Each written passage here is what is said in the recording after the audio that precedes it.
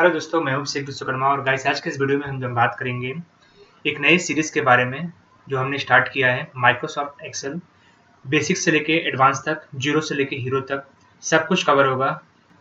अगर आप एक प्रोफेशनल हैं, स्टूडेंट हैं, कॉलेज गोइंग स्टूडेंट हैं या फिर स्कूल स्टूडेंट हो गए या फिर आप डेटा एनालिटिक्स की तैयारी कर रहे हैं, डेटा एनालिस्ट बनना चाहते हैं, तो इन सभी केस में एक्सेल अगर आप सीखना चाहते हैं तो सीरीज़ बाय सीरीज़ रहेगा। आपको समझने में कोई भी प्रॉब्लम नहीं होगा। करेंगे तो हम लोग ऑनलाइन वर्जन जो है माइक्रोसॉफ्ट का 365 वो हम लोग यूज़ करेंगे, उससे हम लोग सीखेंगे। सबसे पहले देखिए, यहाँ पर मैंने ऑलरेडी लॉगिन किया हुआ है जो कि माइक्रोसॉफ्ट का 365.com है। वहाँ पे आप जाएंगे, लॉगिन करेंगे, यानी साइन फर्स्ट टाइम आपको साइन अप करना पड़ेगा। साइन अप करेंगे, उसके बाद देखिए कुछ इस तरह से इंटरफेस खुलेगा जिसमें आपका जिस भी आईडी से आपका लॉगिन होगा वहाँ पे आप नाम शो होगा। और यहाँ पे देखिए एक्सेल का है, यहाँ पे कितने सारे टेम्पलेट्स दिए हुए हैं ऑलरेडी जो पहले से माइक्रोसॉफ्ट द्वारा बनाए गए हैं। तो हम सीखेंगे क्रिएट अ ब्लैंक वर्कबुक का यूज़ करके। इसलिए मैं क्लिक करूँगा, देखिए ओपन हो जाएगा।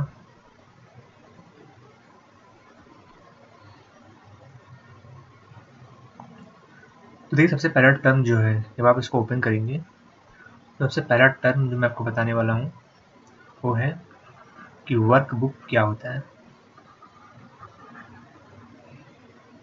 जब भी आप कोई एक्सेल फाइल यूज़ कर रहे हैं, ओपन कर रहे हैं उसको, ठीक है, कुछ इस तरह से .xlx इस टाइप का कुछ फाइल होगा, ठीक है। जैसे मैं आपको यहाँ पे बैक करके दिखा दे रहा हूँ। जितने भी फाइल यहाँ पे आप देख पा रहे हैं, यहाँ पर ये सभी क्या है, वर्कबुक है। जितने भी आप देख पा रहे हैं, बुक 22 एक फाइल का नाम लिखा हुआ है, ठीक है। Book 21 technical 9x DA student complete package, ये सब क्या है, ये सब वर्क बुक है। तो हम लोग यहाँ पे एक ब्लैंक वर्क बुक ले रहे हैं जिसका नाम है बुक 22। आप चाहे तो इसको एडिट कर सकते हैं, नाम चेंज कर सकते हैं। चेंज करना काफ़ी ईजी है। हम जस्ट इस पर क्लिक करेंगे और इसका एक अच्छा सा नाम रख लेते हैं, एक्सेल लर्निंग। देखिए इसका नाम चेंज हो गया। तो देखिए वर्कबुक क्या होता है, सिंपल मैं आपको बता रहा हूँ। कोई भी वर्कबुक को आप समझने के लिए सिंपल आप समझिए किताब है, ठीक है, उसको हम लोग बोलते हैं वर्कबुक। कोई भी .xlx फाइल अगर आप ओपन करेंगे इस टाइप की, तो हम लोग उसको बोलते हैं वर्कबुक। अब हर एक बुक में, जैसे आपको जानते हैं, हर एक बुक में कितने पेजेस होते हैं, तो उसी तरह वर्क बुक में कई सारे सीट होते हैं जिसको हम लोग क्या बोलते हैं, वर्क सीट बोलते हैं। जैसे आप यहाँ पे देख पा रहे हैं सीट 1 लिखा हुआ है। जब आप क्लिक करेंगे सीट 2 आ जाएगा, फिर प्लस पे क्लिक करेंगे सीट 3 आ जाएगा, फिर प्लस पे क्लिक करेंगे सीट 4 आ जाएगा। तो अब मल्टीपल जैसे पेजेस होते हैं बुक में, उसी तरह मल्टीपल हम लोग क्या बना सकते हैं, सीट बना सकते हैं वर्क बुक में, ठीक है। और अगर आप इस पर क्लिक करेंगे तो आपको ये लिस्ट के फॉर्म में शो करेगा।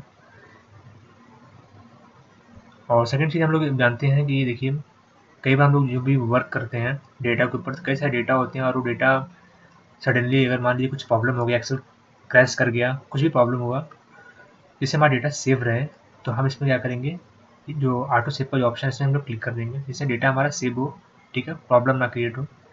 इसके बाद जो देख पा रहे हैं यहाँ पे लिखा हुआ है फाइल, होम, ये सब क्या एक रिबन के अंदर में आता है, ठीक है। File, home, insert, share, page layout, formula, data, review, ये सब क्या है, एक रिबन के अंदर में है, ठीक है। इसको हम लोग क्या बोलते हैं, रिबन। जैसे मैं यहाँ पे क्लिक करूँ, क्लासिक रिबन में क्लिक करता हूँ, जैसे आप यहाँ पे देख पा रहे हैं होम में जब मैं क्लिक कर रहा हूँ तो यहाँ पे देखिए क्लिपबोर्ड का एक पूरा ग्रुप हो गया। इसी तरह देखिए फॉन्ट का पूरा एक ग्रुप हो गया, अलाइनमेंट का पूरा एक ग्रुप हो गया, नंबर का एक पूरा ग्रुप हो गया, ठीक है। ये काफ़ी यूजफुल है। शीट 2 में क्लिक कर लेते हैं।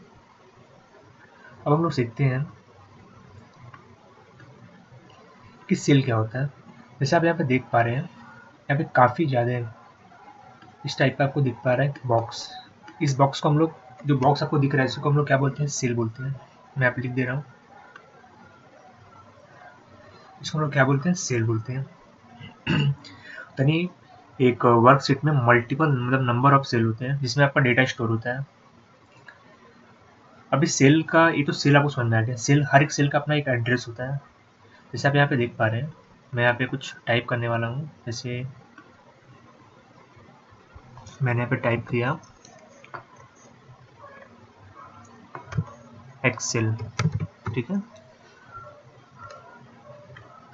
देखिए यहाँ पे जब मैंने टाइप किया एक्सेल, तो यहाँ पे देखिए क्या शो हो रहा है, A1 शो हो रहा है। ये जो बॉक्स आपको दिख रहा है इसको बोलते हैं नेम बॉक्स, ठीक है। उसके देखिए सेकेंड, उसके बाद देखिए यहाँ पे जो बॉक्स आपको इतना बड़ा सा बॉक्स दिख रहा है उसको बोलते हैं फार्मूला बार। जब भी आप कोई फार्मूला लगाएंगे एक्सेल में तो आपको यहाँ पे दिखेगा। जैसे अगर मैं एक्सेल पे क्लिक करूँ तो एक्सेल आपको यहाँ पे दिख रहा है, ठीक है। लेकिन जब आप फार्मूला यूज़ करेंगे, मैं भी आपको बताऊंगा, तो यहाँ पे फार्मूला दिखेगा ना कि टेक्स्ट दिखेगा। जैसे आपको यहाँ, जैसे अभी आपको यहाँ पे क्या है, टेक्स्ट दिख रहा है एक्सेल के फॉर्म में, जो ABCD इस तरह से लिखा गया है वर्टिकल फॉर्म में, इसको हम लोग क्या बोलते हैं, कॉलम बोलते हैं। और जो आप दिख रहे हैं यहाँ पर 1 2 3 इस तरह से लिखा गया है, 4 5 6 7 8 9, इसको हम लोग क्या बोलते हैं, रो बोलते हैं, जो कि हॉरिजॉन्टल फॉर्म में है। और ये क्या है, वर्टिकल फॉर्म में है। इसका क्या यूज़ है, इसका यूज़ ये है समझने में। जैसे मैं अगर यहाँ पे क्लिक करता हूँ,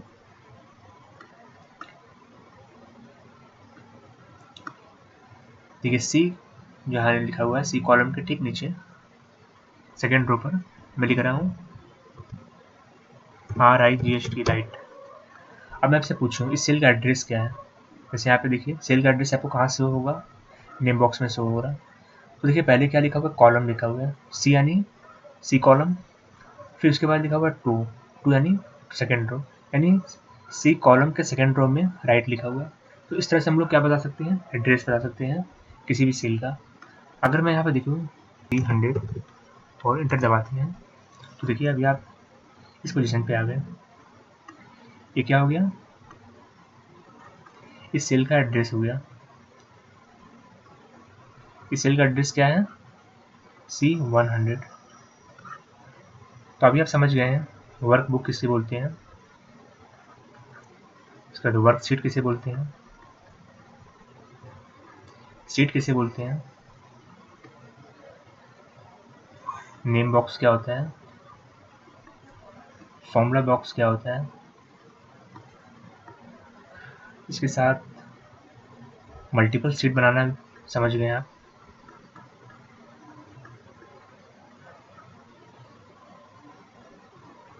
देखिए जो भी सीट लिखा हुआ है इसको हम लोग चाहे तो कलर भी कर सकते हैं। मैं आपको करके दिखा रहा हूँ। इसमें आप क्या करेंगे, राइट क्लिक करेंगे और टाइप कलर का जो ऑप्शन है इसमें हम लोग क्लिक करेंगे, कोई भी कलर हम लोग चूज़ कर लेंगे, ठीक है। तो जिस तरह से हम लोग जो भी सीट होगा उससे कलर को हम लोग चेंज कर सकते हैं।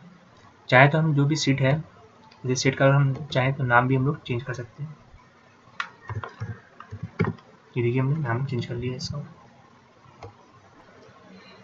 देखिए अब जितने भी टैब हैं, फाइल, होम, इंसर्ट, शेयर, इन सब का बहुत यूज़ है। यहाँ पर देखिए जैसे ये जो एरो है इसको बोलते हैं कस्टमाइज स्टेटस बार। जब इस पर आप क्लिक करेंगे तो देखिए यहाँ पे एवरेज, काउंट और सम पे टिक मारा हुआ है।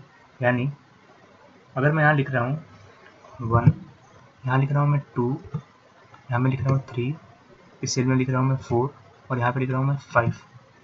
अब देखिए अगर मैं इन सबको एक साथ सेलेक्ट करता हूँ तो मुझे देखिए यहाँ पे लास्ट में दिख रहे हैं एवरेज 3, काउंट 3, सम 15, ठीक है। तो इसका ये यूज़ है। अगर मैं इसको चेंज कर दूँ, मिनिमम 1 कर दूँ, तो देखिए मुझे एक डेटा और मिल गया मिनिमम 1 का, ठीक है। तो इस तरह से हम लोग कस्टमाइज़ करते हैं इसको। इसके बाद इसमें और जूम आउट, जूम इन कर सकते हैं यहाँ से। इसमें अगर हम लोग कंट्रोल Z दबाएँ, ठीक है, देखिए डेटा को हम लोग फिर से वापस, डेटा जिस पोजीशन में था उस पोजीशन में चला गया, ठीक है। यानी अंडू और रीडू का मैं आपको बता रहा हूँ। इसे अगर कंट्रोल Y दबाएंगे,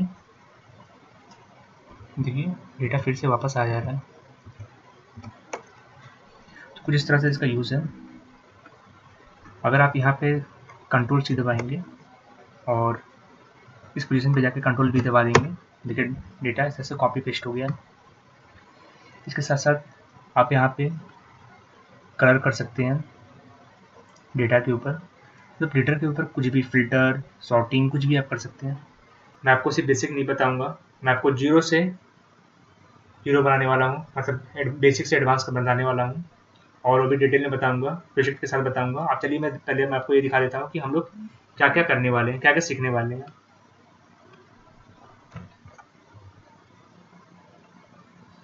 देखिए मॉड्यूल लिस्ट पर हम जाएंगे तो देखिए हम लोग क्या क्या कवर करेंगे अपने कोर्स में।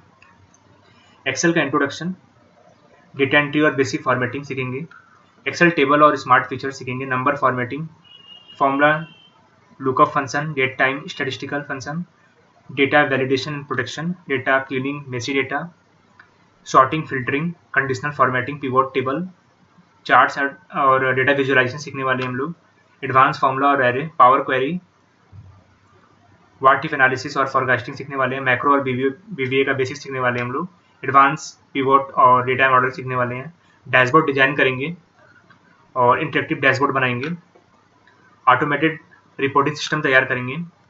प्रोजेक्ट में देखिए हम लोग कुछ प्रोजेक्ट भी लेने वाले हैं, जैसे एचआर एनालिटिक्स का, फाइनेंस एंड बजट का, सेल्स एनालिटिक्स का।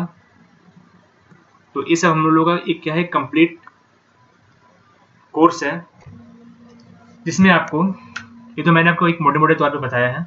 अगर आप यहाँ देखेंगे की टॉपिक्स में तो आपको समझ में आएगा डिटेल में मैं क्या पढ़ाने वाला हूँ। जैसे वर्कबुक, वर्कशीट क्या होता है मैंने आपको बता दिया, रिबन मैंने आपको बता दिया, सेल, रो किसको बोलते हैं, column, name box, formula bar, navigation, ठीक है, सेव करने। इसके बाद हम लोग कॉपी पेस्ट, फॉन्ट सब कुछ कवर करेंगे, fill colour, alignment, insert table, currency percentage हम लोग देखेंगे, फॉर्मेट इसका, ऑपरेटर्स के बारे में हम लोग बात करेंगे, इफ, नेस्टेड इफ, एंड और नॉट, इफ, एरर, ये सब का बात करेंगे। काफ़ी इंपॉर्टेंट चीज़ें हैं और इनका यूज़ होता है, ठीक है। Left, right, mid, trim function का हम लोग यूज़ करेंगे। वी लुकअप बहुत इंपॉर्टेंट है, H lookup, index match, index plus match, x lookup, choose क्या होता है, क्या डिफरेंसेस है, हम लोग ये सब कुछ कवर करेंगे। फिर टुडे, नाउ, इस सब का क्या यूज़ है, नाउ डेज, वर्क डे, ठीक है। फाइंड एंड रिप्लेस का, रिमूव डुप्लीकेट्स का काफ़ी इंपॉर्टेंट है, जब डेटा क्लीनिंग के दौरान बहुत काम आता है। Trim, clean, text to column काफ़ी इंपॉर्टेंट है ये भी। फ्लैश फिल आपका टाइम सेव करता है, गो टू स्पेशल आपका टाइम सेव करता है, ब्लैंक टिक्स, ठीक है। Multi level sort, custom sort, auto filter, advance filter. तो गाइस काफ़ी कुछ चीज़ें हैं, मतलब आपको कुछ भी बचेगा नहीं, मैं आपको सब कुछ कंप्लीट कराने वाला हूँ, बेसिक टू एडवांस। मैं आपको बोल रहा हूँ फिर से, basic to advance, zero to hero batch है। और मैं आपको एक पार्ट बाय पार्ट वीडियो दूंगा, ये जस्ट इंट्रो वीडियो है, बस बताने के लिए कि मैं क्या कराने वाला हूँ। तो गाइस वीडियो को प्लीज़, आप अगर आप देख रहे हैं तो वीडियो को लाइक करिएगा, दोस्तों के साथ शेयर करिएगा, जिन्हें भी सीखना है उनके तक शेयर करिएगा, और मिलते हैं नेक्स्ट वीडियो में। तब तक के लिए धन्यवाद, बहुत बहुत धन्यवाद, थैंक यू।